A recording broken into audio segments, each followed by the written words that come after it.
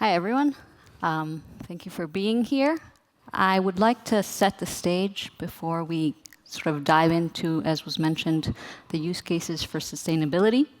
So to give you a little bit of a framework about what we'll be talking about, I want to introduce, maybe some of you have heard, right, that 2025 is the International Year of Quantum. What does that mean? The UN sort of declared this year, in the anniversary, 100-year anniversary of quantum mechanics, to sort of incentivize the acceleration of quantum computing for development of use cases to tackle societal challenges. So the UN, if you've heard of them, I did not hear of this particularly before starting with OQI.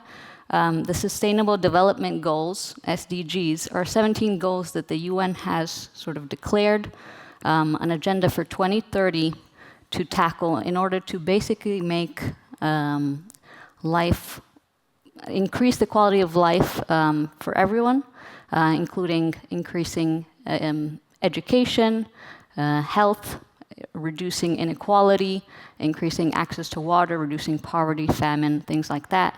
Also, while taking in mind, can we increase sort of economic growth for global south countries, reducing inequality, also taking into account, though, climate change and protecting the environment, our oceans, and our land. So OQI, the Open Quantum Institute, if you haven't heard of us, we are based in CERN at Geneva. We have come into play in 2024, working with UN organizations specifically on accelerating quantum use case applications to tackle these SDGs. So it's a little bit like XPRIZE and Q4Bio, if you've heard of them. Q4Bio we've talked about yesterday, that specifically look at use case applications for example, biology, or XPRIZE for basically positively impacting humanity. So it's a little bit different because it's not just a program to do that. We have many initiatives, but today we'll be focusing on that. And I'm happy to be here with my lovely panelists who I collaborate with at OQI to bring forward some use cases. So without further ado, we'll get into it, and I'll get each of them to talk specifically about their own use cases, introduce themselves, what work they do, and then what SDGs in particular they are tackling. So I will start. We have many questions, so I will start on the right with Stefan this time, and let you introduce yourself first. So thank you, Francesca. So so my name is Stefan Knecht, and I'm a quantum chemist by training, and in my role at Algorithmiq, I lead the quantum chemistry and life science team. And so the use case we are developing together with the Open Quantum Institute, and where Francesca is supporting us and her colleagues in many, many ways, is tackling one of the, I think, interesting SDGs, and that is good health and well-being. And so essentially we are looking into the basically computational quantum-based modeling of drug metabolism and the potential for reducing and assessing the risk of adverse drug reactions. So the key idea here is if we can understand a mechanistic or develop a computational framework that allows us to understand at a like molecular level, at an atomistic level, understand how drugs are broken down in the body, metabolized into pieces so that the body can actually get rid of the drugs later on, they don't accumulate. If you can achieve this and basically also understand why, for example, certain drugs may have, even have side effects, may have in some individuals, maybe in some populations of the world that are typically not considered in drug development because they are not part of, say, the clinical trials, why they may actually have side effects or adverse drug reactions, while others, for example, in the more northern world, do not have this kind of side effects. Yeah. Okay. Thank you very much. So now let Sam introduce himself as well and the use case. Thank you very much, Francesca. I'm very happy to be here. Yeah, so my name is Samuel Horsch, and I've been with Quandela for 2 years now. I have a background in mathematics and physics, and my focus at Quandela is to democratize the access to quantum computing, and that means to provide access and show what our quantum computers can be used for. And so the use case we are working together with the Open Quantum Institute is about water pollution and looking into how can we reduce water pollution, or how can we get rid of pollutants inside of water. And for that, we look at how enzymes can be used to degrade the pollutants inside of the water.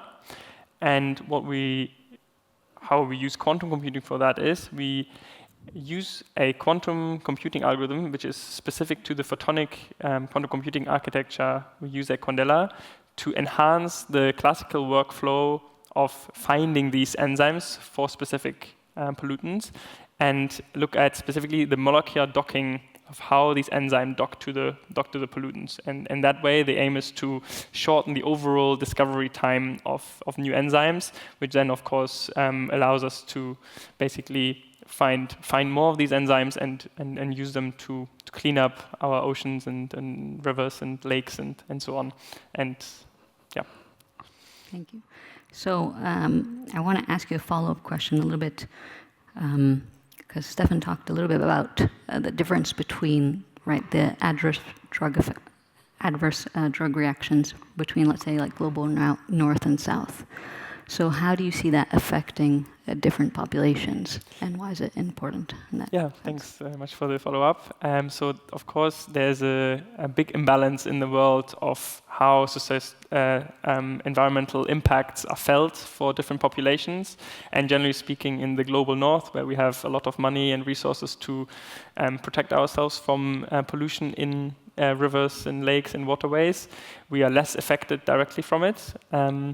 And in the global south, in countries where there's less resources available to stop pollution already today, the effects are much, much higher. And therefore, finding new ways of reducing pollution in water will also have different effects towards different parts of the world. And the goal, of course, is here, if we find a way to faster and cheaper produce new ways of reducing pollution in water, this will shrink the imbalance we have today a little bit.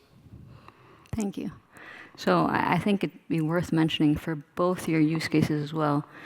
It's important because maybe in underdeveloped regions or underserved regions, once a problem arises, because of less resources, it's hard to tackle that problem. So side effects, both in terms of drugs or sort of drinking polluted water, are combated more difficultly. Then there's higher rates of mortality in both cases, actually, because the infrastructure is not there to monitor or then react to those situations.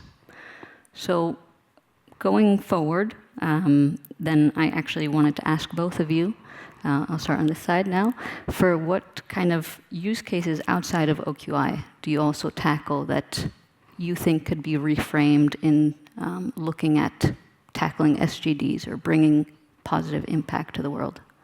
Yeah, thank you. So maybe to start with, I would like to mention an initiative Quandela is part of. It's the Quantum Energy Initiative. I think there was also, it's probably been mentioned already in another talk today or yesterday, where we look at the energy consumption of quantum computers and with the aim to, of course, reduce the energy consumption, but also to just assess and be able to know how much energy the quantum computers use. And for that, we are part of another project, a funded scheme in France from BPI, where we look together with some other companies exactly on how we can scale that up from the current NISQ machines, but also towards fault tolerant, and look at the concept of energy advantage of how we can basically apply any type of algorithm with less energy than currently is needed for the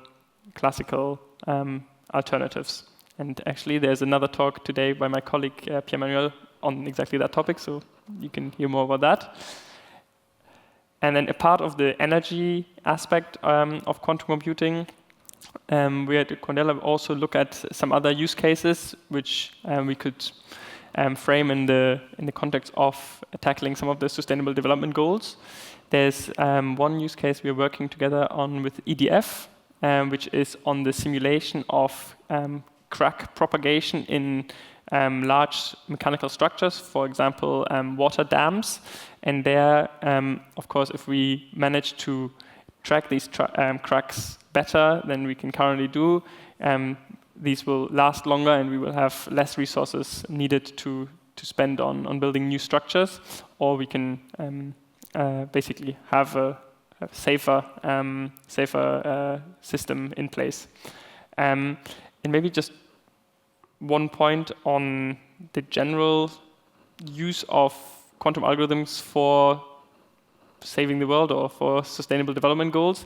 Of course, we are at the point right now where these algorithms can be applied for a lot of different aspects. And yes, I'm now talking about some use cases which have positive changes for the sustainable development goals, but the same algorithms could be reformulated for a different use case, which actually has the opposite effect. So I think what really matters is not just what algorithms we are developing, but how we use them and where we spend our focus and energy on tackling them. So I think that's, I guess, the core being of the Open Quantum Institute to basically give that space, because otherwise the algorithms which will be developed for the use cases for the companies paying the most money, and that's not always the ones tackling also the sustainable development goals. Thank you for the point. I'm glad you got it, and that we are spreading that message. Yeah, it's definitely important to sort of put the framework into tackling specific things and tailoring the problem, because that's not always easy. When you say you're solving a problem, but then in reality, in the real world, how's that really tackled? So, Stefan, I'd like to hear your take as well on what. Yeah. So, actually, all of the use cases someone mentioned that resonate very well, and so, for example, at Algorithmiq, since we are, for example, also part of the Quantum for Bio initiative that Francesca mentioned before. And so in this initiative, we are actually working on a use case that addresses the same SDG, so again, health and well-being, essentially. And so here we're looking into photosensitizers for something that's for anti-cancer drugs. And that actually is also something that affects the global south very much. Because, for example, we had in this program also colleagues from Australia, and there, for example, the skin cancer is really an issue. And so one of the drugs or modalities that one can use are actually photoactivated drugs. So basically, light can damage the skin, but one can also use light, the harvest light, to actually turn it into chemical energy, and then, that actually can then also heal cancer. So that's something, that's the goal in this project. And so at Algorithmiq, we are like a full stack software development company. And so basically, some of the algorithms we are developing, they can be used also for different things. And in that respect, for example, also energy is actually a good example, because access to cheap energy is also something that is important, again, for the global south. There's a lot of light, as I mentioned. And so, for example, working on new materials for harvesting light energy is something we can actually tackle and have in mind to work on with our algorithms that are actually, at the same time, the same kind of computational framework one uses for developing the photosensitizers for anti-cancer research, one can actually also use to look into new photoactivated compounds that can harvest the energy and transfer the energy to then use as a energy resource. Okay, very interesting. So can I get you actually to say, for the technical people here, what kind of algorithm is that really, so we can see side by side, like the technical with the So what my team in particular is concerned with is solving so on a bigger scale the electronic structure problems. And here we are working currently. The most focus is on near-term algorithms. But of course, in the long run, we will know we will have to, or we will also turn our attention to fault-tolerant algorithms. But here, say for example, one of the buzzwords is of course quantum phase estimation. But then the things we develop, like initial state preparation, that's something that quantum phase estimation will always require to have a good initial guess. And that's, for example, something where we are working on to provide really good initial quantum circuits that have a high overlap with the actual state one is after. Okay, thank you. So we do have a couple of minutes left, and I have one final question. Again, I kind of want to set the stage for the audience as well. For me, coming from a sort of researcher background, working before OQI within a research laboratory in the UK, I really looked at algorithms as, okay, much more on the research side, trying to solve a problem, a graph problem, what is, the max cut or the maximum independence set. And coming into OQI, it's kind of like a switch flipped on. When you reformulate your problems and think of them actively, okay, well, the maximum independence set can solve a whole bunch of problems if then I apply it to other things. And working with the sort of UN organizations, they really help you to formulate those even more to tackle something that is actually happening in the world right now, let's say. So with that in mind, and with your experience both within OQI and without, what kind of things do you see, either in your domain or outside, that in the future could be tackled with quantum computing, and that could solve very sort of large challenges and tackle SDGs again? So yeah. I'll start with you.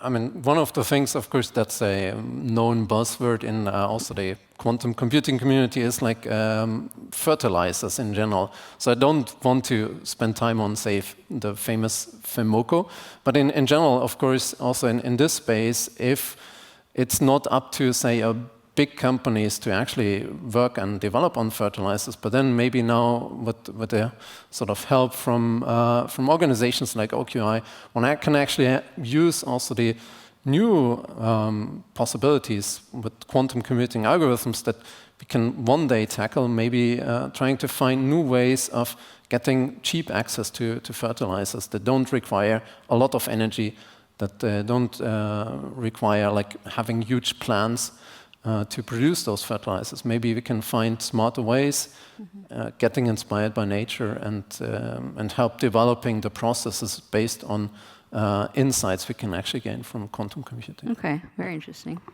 And your take as well, please. Yeah, I think, of course, this is a very broad field, like where can quantum computing all help to tackle any of the sustainable development goals and support basically us humans in having a better life. I think looking at like kind of the general impacts and use cases for quantum computing, I see a huge potential in material discoveries. But of course, again, you can discover and develop materials for all kinds of applications, and it's very different if you build a new fighter jet with a new material or a new airplane, or if you find a new material to insulate homes so that you can basically support the energy transition.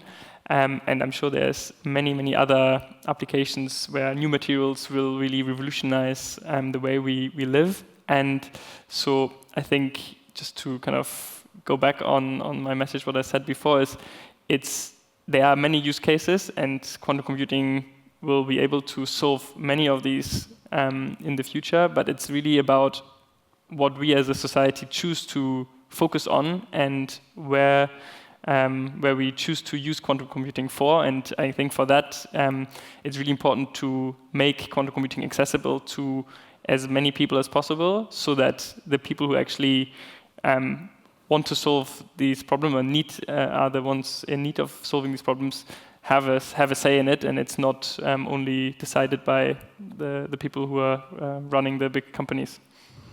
Thank you. All right, so I think we're right on time, and I hope we gave you food for thought, and that is our panel. Thank you. Thank you.